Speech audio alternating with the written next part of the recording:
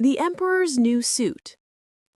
Many, many years ago lived an emperor who thought so much of new clothes that he spent all his money in order to obtain them. His only ambition was to be always well dressed.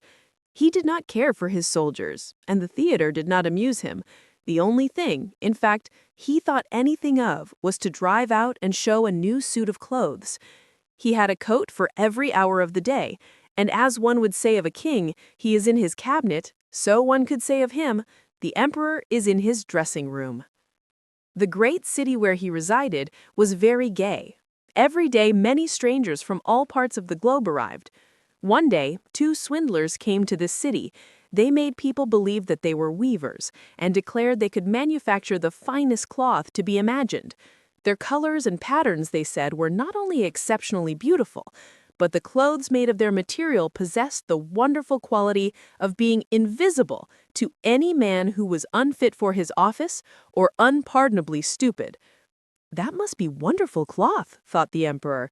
If I were to be dressed in a suit made of this cloth, I should be able to find out which men in my empire were unfit for their places, and I could distinguish the clever from the stupid. I must have this cloth woven for me without delay. And he gave a large sum of money to the swindlers in advance that they should set to work without any loss of time. They set up 2 looms and pretended to be very hard at work, but they did nothing whatever on the looms. They asked for the finest silk and the most precious gold cloth. All they got they did away with, and worked at the empty looms till late at night. I should very much like to know how they are getting on with the cloth, thought the emperor. But he felt rather uneasy when he remembered that he who was not fit for his office could not see it. Personally, he was of opinion that he had nothing to fear, yet he thought it advisable to send somebody else first to see how matters stood. Everybody in the town knew what a remarkable quality the stuff possessed, and all were anxious to see how bad or stupid their neighbors were. I shall send my honest old minister to the weavers, thought the emperor. He can judge best how the stuff looks, for he is intelligent, and nobody understands his office better than he. The good old minister went into the room where the swindlers sat before the empty looms. Heavens preserve us, he thought, and opened his eyes wide. I cannot see anything at all. But he did not say so.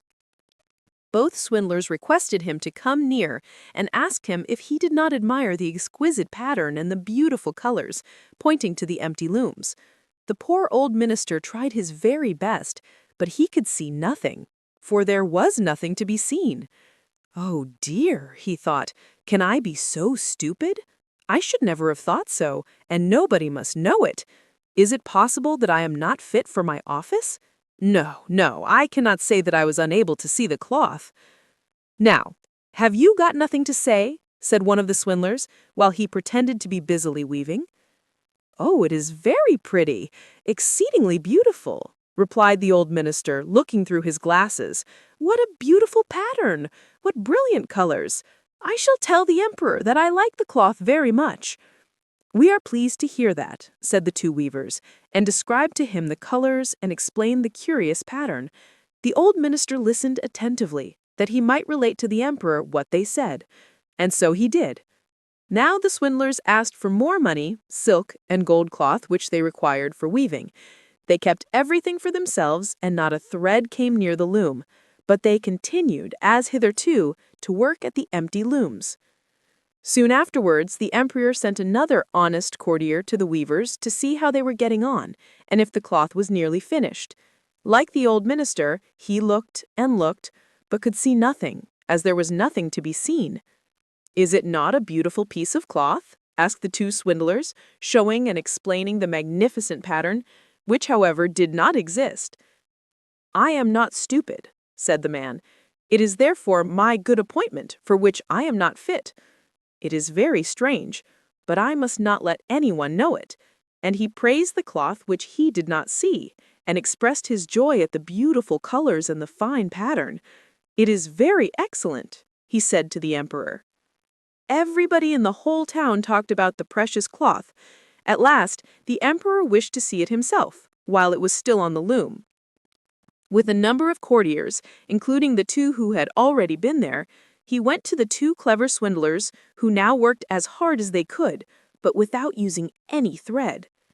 "Is it not magnificent?" said the two old statesmen who had been there before. "Your Majesty must admire the colors and the pattern." And then they pointed to the empty looms, for they imagined the others could see the cloth. "What is this?" thought the emperor. "I do not see anything at all. That is terrible. Am I stupid? Am I unfit to be emperor? That would indeed be the most dreadful thing that could happen to me." "Really," he said, turning to the weavers, "your cloth has our most gracious approval." And nodding contentedly, he looked at the empty loom, for he did not like to say he saw nothing. All his attendants, who were with him, looked, and although they could not see anything more than the others, they said, like the emperor, "It is very beautiful." And all advised him to wear the new, magnificent clothes at a great procession which was soon to take place.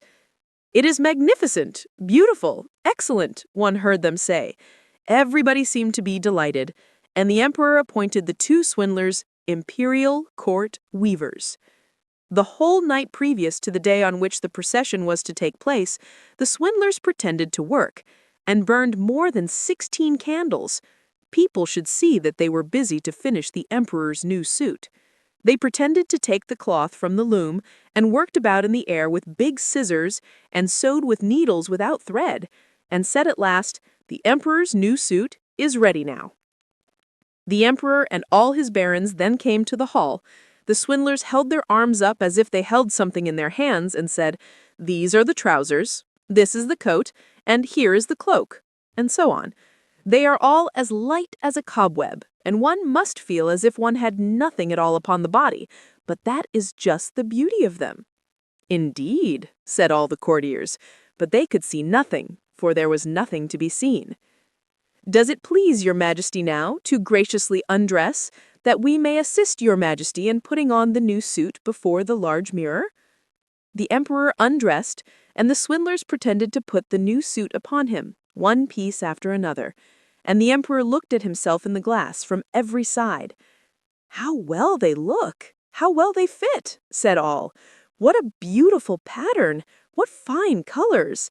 That is a magnificent suit of clothes." The master of ceremonies announced that the bearers of the canopy which was to be carried in the procession were ready. "I am ready," said the emperor. "Does not my suit fit me marvelously?" Then he turned once more to the looking-glass, that people should think he admired his garments.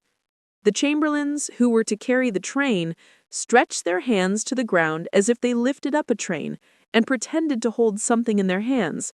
They did not like people to know that they could not see anything.